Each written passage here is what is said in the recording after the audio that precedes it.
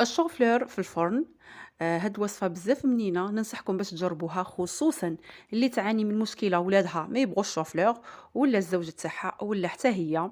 هاد الوصفة بنينة بزاف، ما تاخدش وقت كبير يعني في التحضير، وزيد الرائحة تاع الشوفلور ما الرأس فيهاش، اللي يعني أي جاي واحد يعني غادي في ياكلها الأعلى غادي ما يحسش نحوه، باللي فيها شوفلور، غادي يحسبها نكملوا فقط كاع الحبة غراتان تاع وصاي. الشوفلور تاعي ننصحكم باش تجربوا هاد ونغسلوها الطريقة. أكيد، وهنا السلام نكون عليكم موجدين أخواتي القدر تاعنا الكريمات، فيه مرحبا الماء باش بكم، نفوره. أهلا وسهلا بكم معنا في في فيديو المقابل جديد في ثاني القناة. إن شاء الله نقشروا يا ربي حبات تكونوا البطاطا بأتم اللي الصحة يا عندي. رب أنا العالمين. في مثلا هنا البداية نصلوا استعملت 6 ونسلموا حبات على بطاطا حبيب يعني الأنام. بحجم اللهم صل كبار نوعا وسلم على ما، سيدنا محمد وعلى آله قشرتهم. وصحبه أجمعين.